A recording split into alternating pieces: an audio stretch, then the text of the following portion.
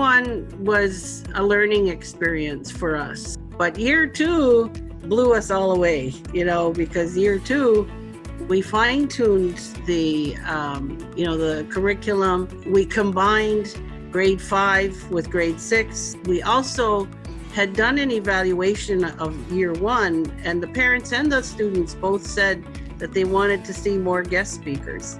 So this year, that's what we did. We had lots of guest speakers, and they were beyond, exceptional. Well, I think initially we hoped that we would have an opportunity to hear from the children of Akwesasne, their perspective on injuries and injury prevention. And we really hoped that maybe some of the leadership in the community would be listening and would like to hear what the children had to say. The Voices Project has been a very eye-opening, welcoming experience for myself as leadership. We're going to continue to learn from what we have heard. We'll hopefully shape our policies and directives to reflect some of what we've heard. And we look forward to any opportunities going forward that may be able to extend the Voices Project in collaboration with our community. The researchers, they really wanted to hear the voices of the students. So this year, we decided to do videos of all of the guest speakers that we had. And then we started doing interviews with the students as part of the videos. And then we had their voices. You couldn't be more true to the title of the project, Voices, when we have them captured in audio visual. The Voices Project, it allows the students to give their point of view, to use their words, and also to be heard. I do like the fact that the kids do get their own hands-on, and all of the information that was given to them at a level where they could understand and that they could process it. That's what I really, really liked.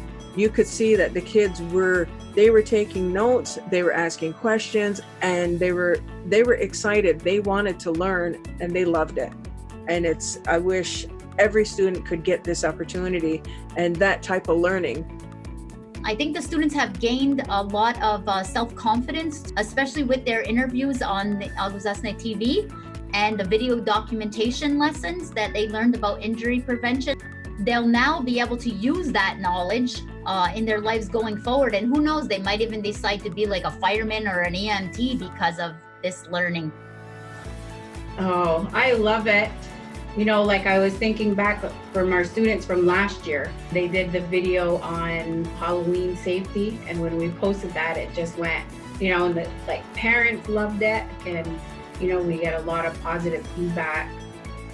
I was taking a food service course, and one of our certificates is to get our first aid, and that's one of the things that we had to take was CPR. My boy, he pulls out his teddy bear and he says, "This is how you do it." And he had the positioning just right on his teddy bear, and he's doing the compressions and he's counting. It's sinking in. Parents may not know, but the things that we're talking with them and the things they're learning in school, it is sinking in. I've been a researcher for more than 20 years, and I have never seen a project like this. We had hoped that we would hear the children's voices, but I had no dream that they would be as thoughtful and as engaged as they have been. It's just, these are our future leaders. These kids are going places, and it's just been amazing. I can get a little emotional because they have really, really taken a hold of this project. They have poured their hearts and souls into it. The children got the message of prevention. They got the message of safety and challenged us to come up with a conversation very specific to the COVID-19 pandemic and what their voice and agency could be in conveying messages about behaviors that would be appropriate during stay-at-home orders and subsequent to that when the restrictions were lifted a little bit.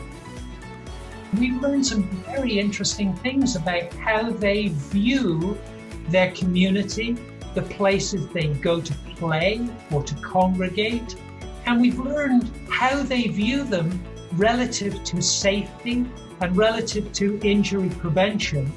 And we've learned to bring that perspective to consensus through their own discussions, and how that then can be conveyed to the community leadership, and in fact has led to some change already within the community of Akwesasne. Last year when we did our community walk in Ganondago, we went to the point here in St. Regis, and there's this rope hanging off a tree for kids to swim at.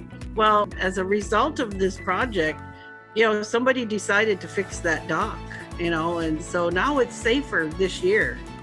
This was supposed to be the end of the project this year, but because of the COVID-19 pandemic, CIHR has extended us for another year. So one of the things that we're planning to do next year is to train the teachers to present the lessons themselves. And then there still are some deliverables that we didn't complete this year.